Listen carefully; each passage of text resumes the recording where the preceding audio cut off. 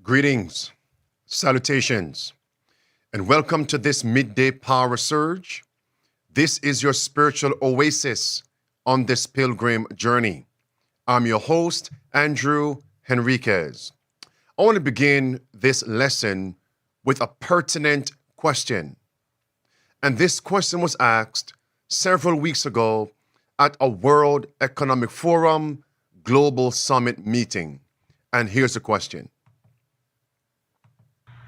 And the title of this session, are we ready for a new world order?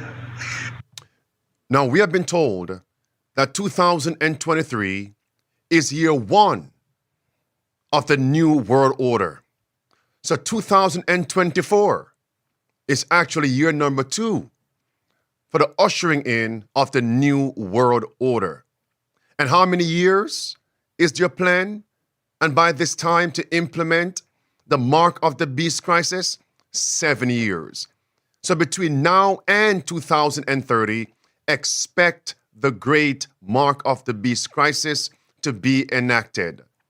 Unless divine providence holds back the winds of strife just a little longer. However, things are moving rapidly. And what underpins this new world order? What underpins the coming mark of the beast crisis? It's going to be the economy. Clip one. And it's not about the U.S. versus China. It's about what underpins a world order is always the financial system.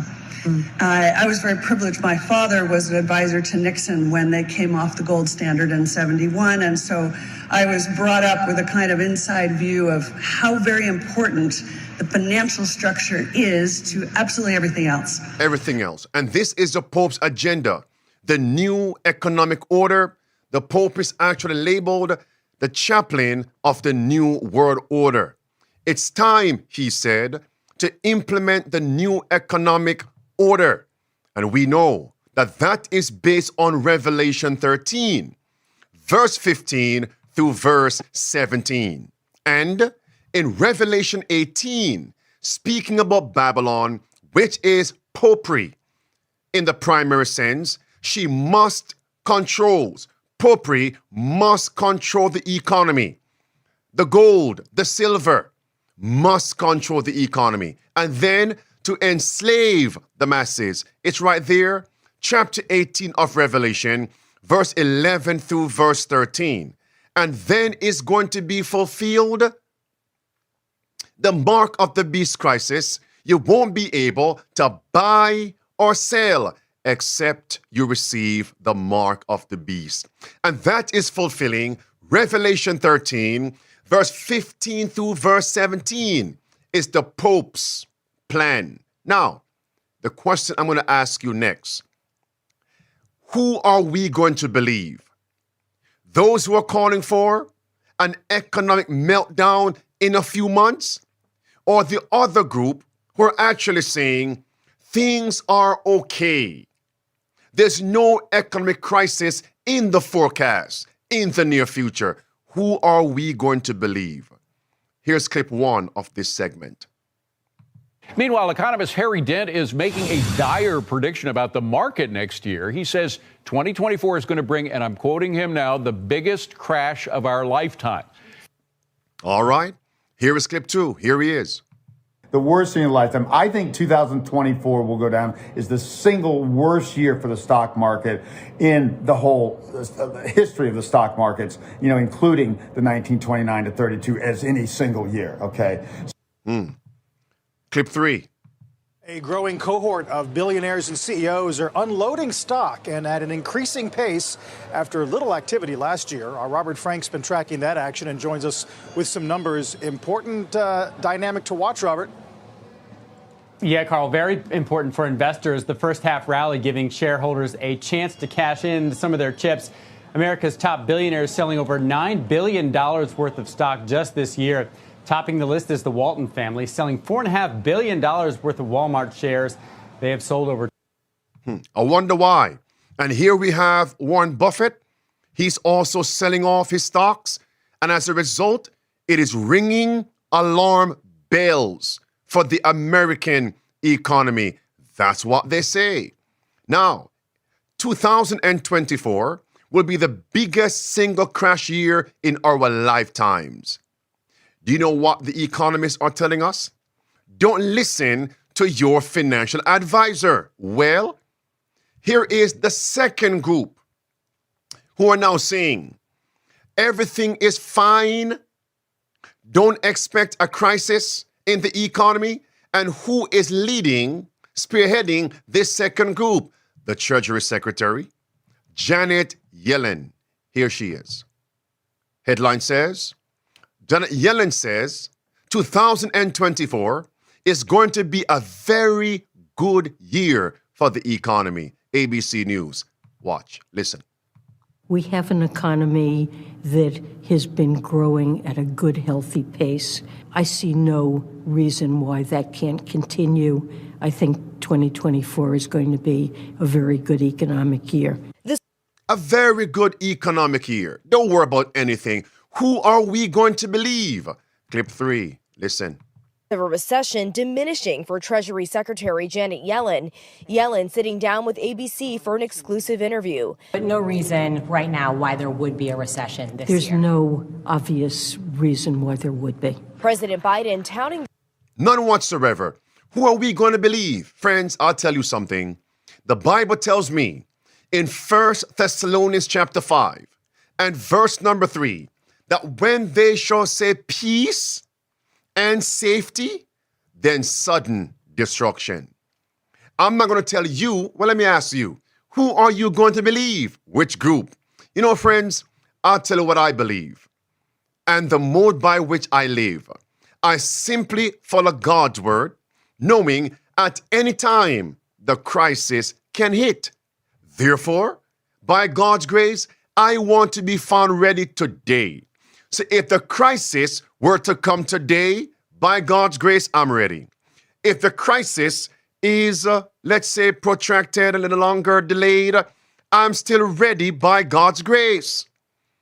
If there is no economic crisis in the near forecast, why are we seeing the ECB, the bankers all around the world, talking about the certainty of a bank run? Why? Why would there be a bank run? Watch this. This is actually the European Central Bank president. Here she is. Headline says, she asks bankers to monitor social media for early signs of bank runs. That's January 24th, 2024. Let's read some of this. The ECB has asked some banks to closely monitor activity on social media. I wonder why. Banks can run into financial trouble if clients rush to pull deposits at the same time. I want those of you who are live with me right now. Which principal social media site are they actually targeting? Which one are they blaming? Because people post on this particular site on social media, it threatens banks. They'll persuade people to go and pull out their deposits. Which one are they targeting? I mean, chiefly, while you're typing, let me continue. Headline, here it is. It says, Wall Street Journal, the bank runs are faster now. As a result, regulator calls for stricter rules on flighty deposits. There it is. Banks need new liquidity rules to guard against bank runs. Why are they doing this if everything is okay? Look at this carefully. It says Global Watchdog to report in October of 2024 on social media fuels bank runs. Which one principally are they talking about? While you're typing, look at the red words. Posts on social media help to accelerate outflows from Silicon Valley Bank in March 2023. That bank failed last year. Depositors pulled 42 billion with a B from SVB Bank in just 10 hours. Why would they be putting in these measures if everything is okay? Now, of course, some people are going to bring their retort to try to contradict, but you know exactly what these signs represent. All right, watch this. It says now, blue words. What role has social media played and what role has new technology played now that customers can withdraw money using a mobile phone? You can see clearly why very, very soon they have to implement the central bank digital currency. One reason of a myriad of other reasons to stem bank runs. Which bank will you go to? By the way, do you realize they're closing banks? Yeah, look at what's happening here. We're talking about banking centers, in-person banking. Headline, Fed to allow emergency bank lending program to expire on March 11th. That's just what, 5 days ago that was written. It says the Federal Reserve on Wednesday said a funding lifeline created for banks last year after the collapse of Silicon Valley Bank threatened to spark a wider financial crisis would close as scheduled in March. What? Why would you need a lifeline? Let's go naturally. If someone is drowning, what do we throw out there, as it were? A lifeline. Bring it into the economic sphere. The lifeline is going to end March 2024. Something smells fishy. Yes. Watch carefully what this says. 3 million Britons to be left without access to cash. Why? Bank branches are closing at an alarming rate. Look at that, my friends. Look at that right there. More than 5,800 banks have closed since 2015, which is the equivalent of 54 banks every month. Why are they closing bank branches? You see my point? Here is the ECB president. Hear what she says. The digital euro is on the move. CBDC. Yesterday, the Governing Council of the ECB approved the opening of the preparation phase. CBDC, the same Christine Lagarde who is telling banks to monitor social media posts. So what's going to happen? If someone posts, banks are failing, go get your money, what will that social media do with that user? You mean marginalize? You mean shut down that person's account? It is coming. Media of the beast. Hear what she says now. You'll go to jail if you are found with cash over 1,000 euro. Look at what this says. Here she is. No, the problem is they don't want to be controlled. They don't want to. Yeah, but you know what? Now we have in Europe this threshold. Above 1,000 euros, you cannot pay cash. If you do, you are on the grey market. You take your risk. You get caught, you are fined, or you go in jail. But, the You see that, my friends? Clip 2. Let's roll it. Threshold. Above 1,000 euros, you cannot pay cash. If you do, you are on the grey market. You take your risk. You get caught, you are fined, or you go in jail. But, the digital euro is going to have a limited amount of control. There will be control. You're right. You're completely right. We are considering whether for very small amounts, anything that is around 300, 400 euros. Yes. We could have a mechanism where there is zero control. It's there, friends. So here is Yellen. We have an economy that has been growing at a good, healthy pace. I see no reason why that can't continue. I think 2024 is going to be a very good economic year. Listen to me attentively. They want us to have faith in the banking system. It's all about a trap. It's a sneer. Watch. Do you remember the FDIC? It's all connected. FDIC with the Treasury.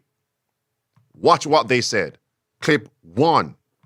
I think you've got to think of the unintended consequences of taking a public that has more full faith and confidence in the banking system than maybe people in this room do. That we want them to have full faith and confidence in the banking system. They know the FDIC insurance is there. They know it works. They put their money in. They're going to get their money out. So there's a select crowd. They put their money in and they can get their money out. No longer. No more bank runs. Clip 2. And they're telling us bank runs will come. Right? I mean, it's important that people understand they can be bailed in, but you don't want a huge run on the institution. But they're going to be. And it could be an early warning signal. And who are the ones who are going to be protected? Let them tell us. Some will and some won't. Clip 3. Prices, this is similar to what Jay was saying, in the market that you can tell whether people understand who's going to be protected, who isn't going to be protected. It would be, I think, an interesting study to look at the evolution of market prices in a situation like March of 2020, for example, and see whether people understood what might happen. It's the same March 2020 when the pestilence 19 pandemic was officially announced. So we have a pestilence pandemic and an economic crisis combined. Does that make sense? And they're telling us the crisis may come on a Friday night, when you can do nothing. Why? The banks are closed.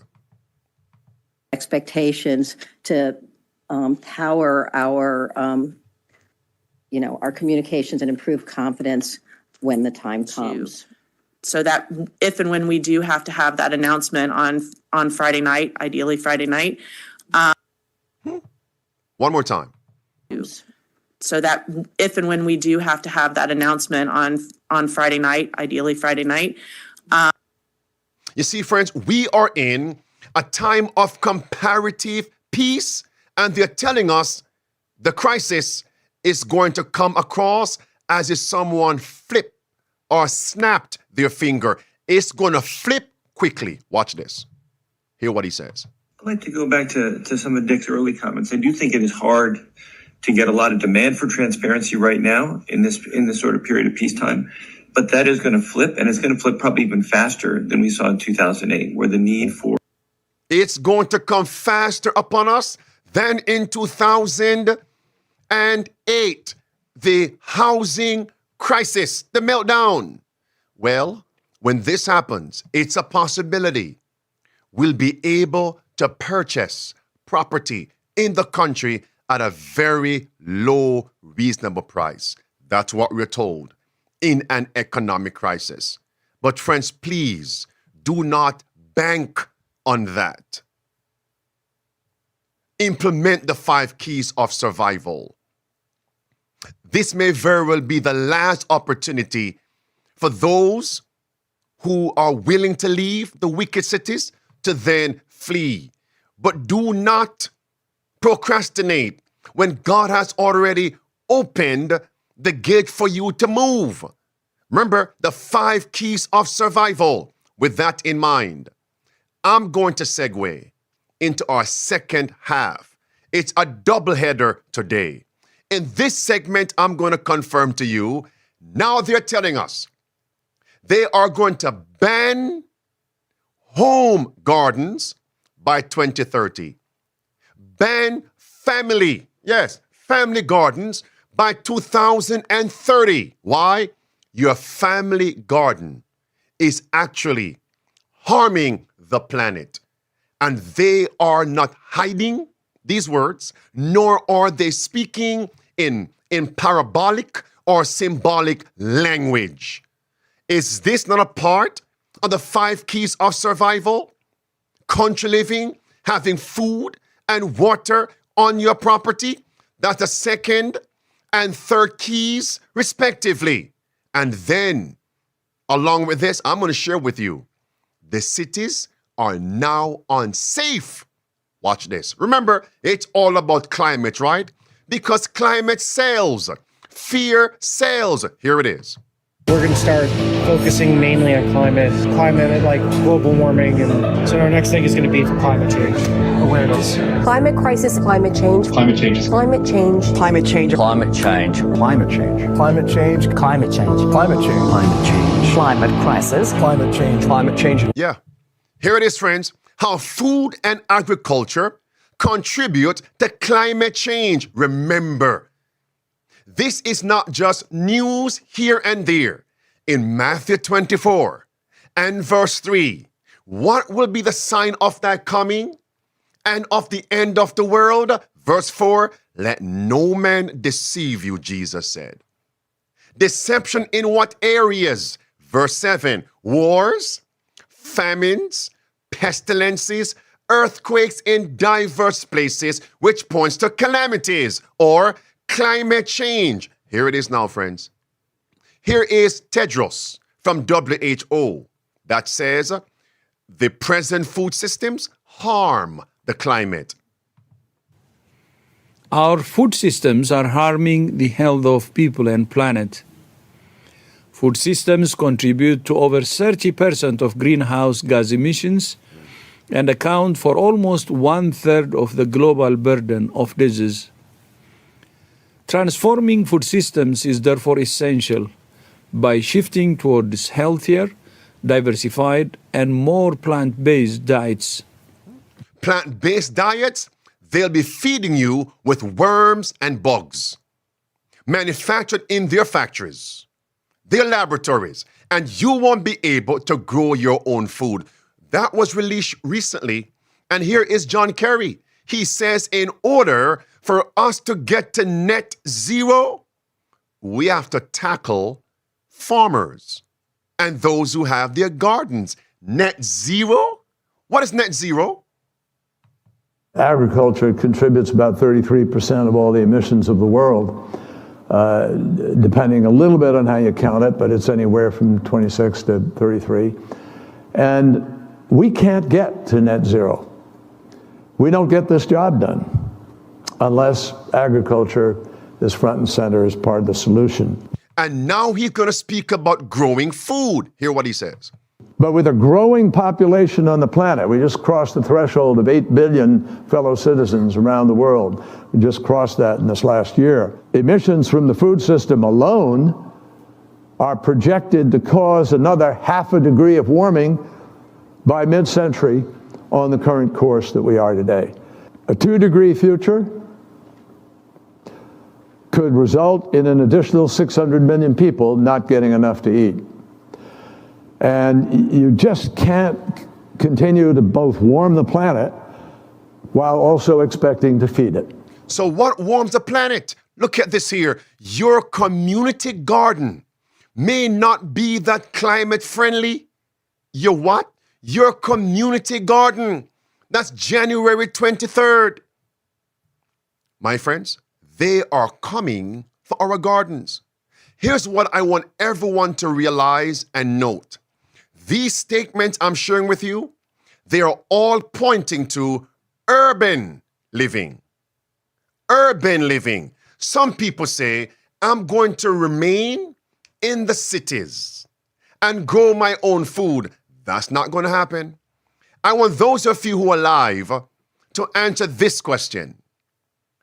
Does the government have more resources to monitor compliance in the city or in the country, in the rural districts? Where do they have more resources to monitor compliance or those who are defiant? Here it is. Look at this right here, friends. Watch carefully. January 22nd. Carbon footprint of homegrown food 5 times greater than those grown conventionally. Homegrown food 5 times greater. You're harming the planet 5 times greater. It's not funny. Let's read some of this. It says here, watch carefully, the carbon footprint of homegrown foods is 5 times greater than produced from conventional agricultural practices such as rural farms. Yes. Last paragraph, the majority of the emissions do not come from the growing of the food themselves. No, but from the infrastructure needed to allow the food to be grown. So what are they saying? It's not what you're growing, it's how you're growing it. So how are they going to monitor that? They must come to your home, look at your garden to see your pattern, your ways, your methods of gardening. So where do they have more resources to monitor compliance or defiance? City or rural district? All right, here it is again. Researchers grouped urban, city agriculture sites into 3 categories: individual or family gardens.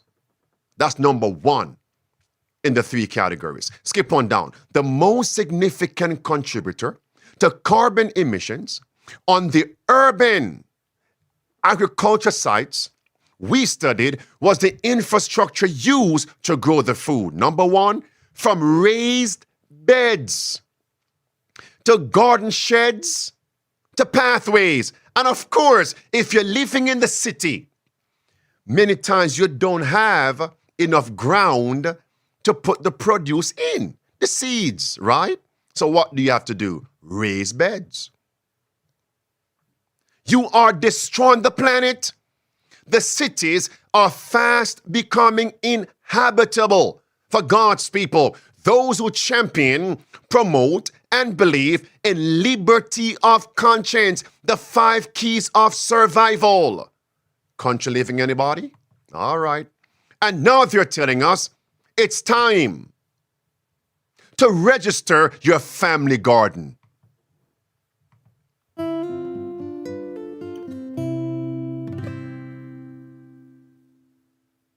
Hey guys, welcome to the Homestead. So the other day I heard from another YouTube channel that the United Nations was starting some sort of initiative to better maintain the food supply.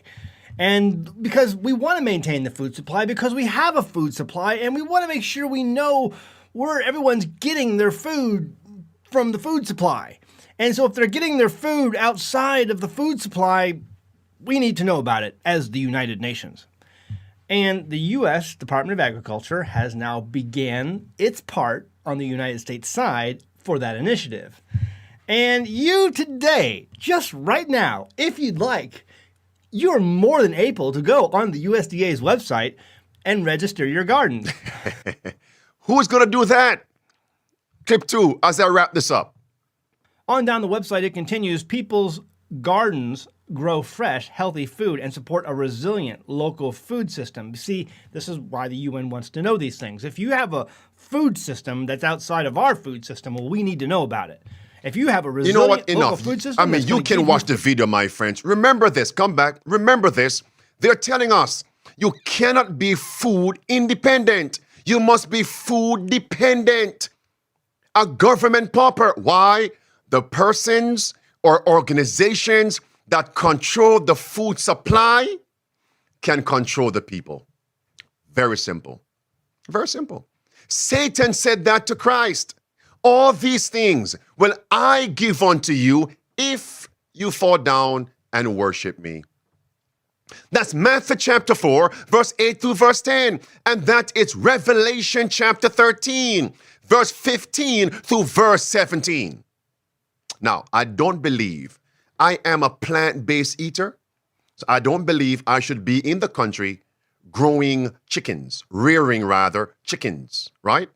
Notice, they want everybody to now register their chicken the chickens and chicken farm in their backyard. If you don't, they will fine you and you will be penalized. You will have a misdemeanor charge, even a felony charge. Look at this right here. Here it is. It says, Lisbon Council warns residents to register chickens. And let's read some of this. During this process, someone from the village will come to your house and inspect it to make sure you are in compliance with the law. Anyone who fails to register their chickens can face a misdemeanor charge. Yes, let the rooster crow. You can see, based on the application, they will now come to your home to inspect your garden. Will they also try to inspect your seeds? Where did you get your seeds from? Are your seeds from our factories? Because, you see, organic and heirloom seeds, they will then say, destroy the planet. You can only use our seeds, wink, wink, GMO. It's coming. And then they'll tell us, listen to me, then they'll tell us, we'll give you an individual carbon footprint tracker. Carbon footprint tracker. You mean a carbon footprint tracker for your garden? Who is going to register their family garden? We're developing, through technology, an ability for consumers to measure their own carbon footprint. What does that mean? That's where are they traveling? How are they traveling? What are they eating? What are they consuming on the platform? So, individual carbon footprint tracker. Stay tuned. We don't have it operational yet, but this is something that we're working on. I don't believe it. Get off my screen. Stay tuned. That means a carbon footprint tracker for your garden. And they must do this by 2030. I'm not making this up. Headline says, transforming how we eat, a critical accelerator towards 2030 development goals. By 2030, transform how people eat. By 2030, transform how you garden so we can preserve the planet. No family garden by 2030 unless that family garden is based on our policies. The tyrants, the scoundrels, ban all family gardens that are non-compliant. That means by 2030, you own nothing. Not even a family garden, not even food, not even cash. You own nothing. You become a government pauper. That's what they said. Stop farming so we can reach net zero. Cut that. I have no time for that. Watch this. I mean, ecocide as a word is becoming better known around the world, and the concept is generally mass damage and destruction of nature. But legally speaking, what our organisation and other collaborators aim to do is to have this recognised legally as a serious crime. Crime? Ecocide. And what is she saying? It's right there. Individuals need to be held accountable for destroying the environment. Put them in prison. Imprison them. What acts? She says farming and fishing. With ecocide, what we see is actually what people are trying to do, what businesses are trying to do is make money, is farm, is fish, is... It's what? Farm? Ecocide. If your family garden does not go along with our agenda, you are committing the crime of ecocide. And the Pope says he supports ecocide. And ecocide is also in the international law. It's right there, friends. Don't miss this. And now churches are supporting the ecocide law. And Sunday worship is connected to ecocide law. What time are we living in? What time are we living in? What point stood out to you? Comment below. I want to hear what point stood, one point, one takeaway We're told, friends, the Sunday movement is making its way in darkness. And God's people are going to be fined. Some are going to be imprisoned. That time is right upon us. The 5 keys of survival need to be implemented. Why? We are being surrounded. Let's get to the country by God's grace. Become and remain converted by God's grace. A time is going to come. You will want to leave and you will not be able to leave. Like, share, and subscribe. We are streaming here on Facebook, YouTube, Rumble, and Twitter X. God bless.